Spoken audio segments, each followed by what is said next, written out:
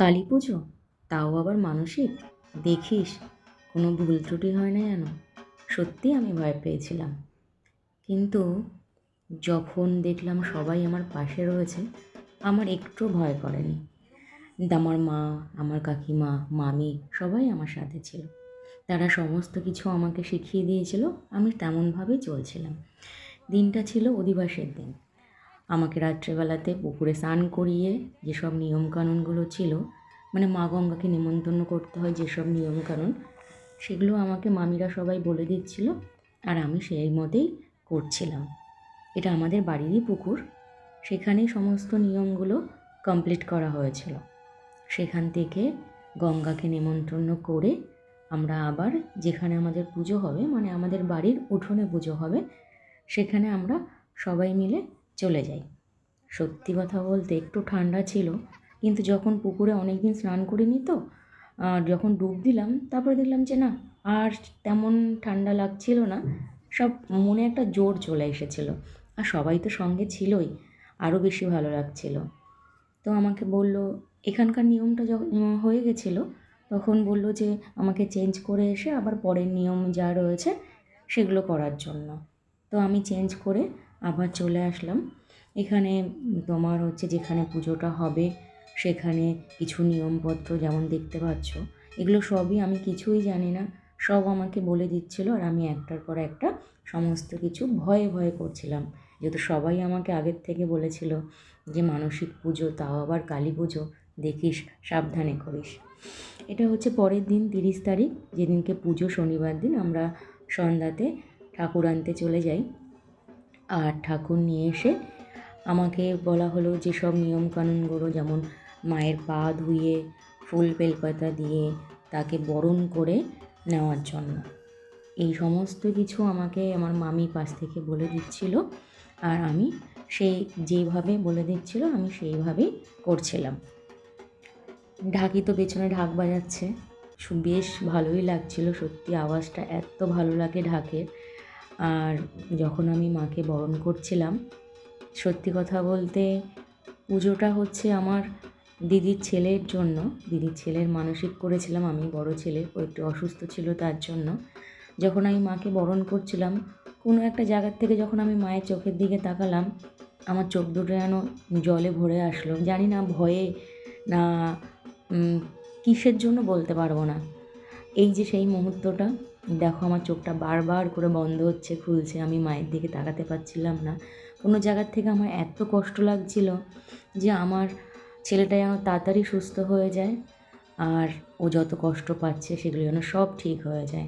আমি সেটাই বারবার করে বলছিলাম মায়ের কাছে, যে আমার যদি কোনো ভুল ত্রুটি হয়ে থাকে তার জন্য আমি যেন শাস্তি পাই, আমার ছেলেটা যেন শাস্তি না পায়। ও যেন ভালো থাকে, সুস্থ থাকে, আর আমি ভালোভাবে যেন এই পুজোটা কমপ্লিট করতে পারি। ব্যাস, আস্তে আস্তে গুটি গুটি পায়ে সমস্ত নিয়মকানুনগুলো কমপ্লিট হয়ে গেল।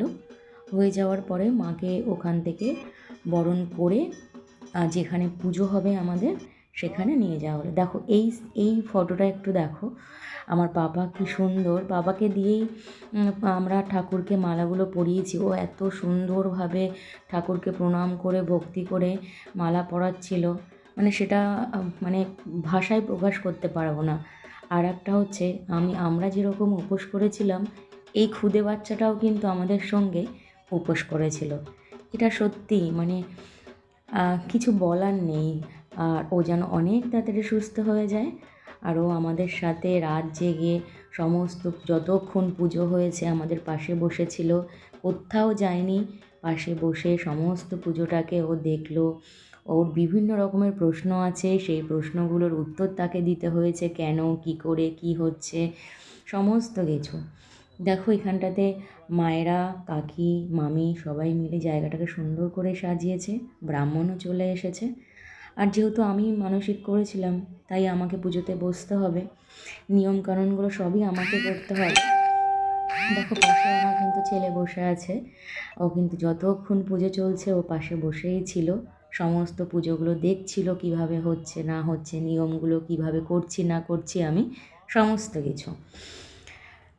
এখানে সবাই বসে আছে।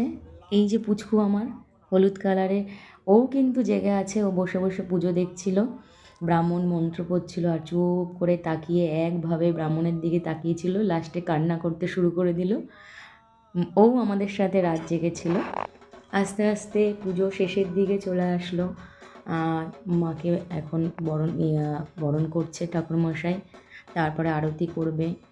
একে একে আস্তে আস্তে একটার পর একটা নিয়ম হতে শুরু করলো, শেষের পর্যায়ে গেল। আমার আস্তে আস্তে ভয়টাও কাটলো।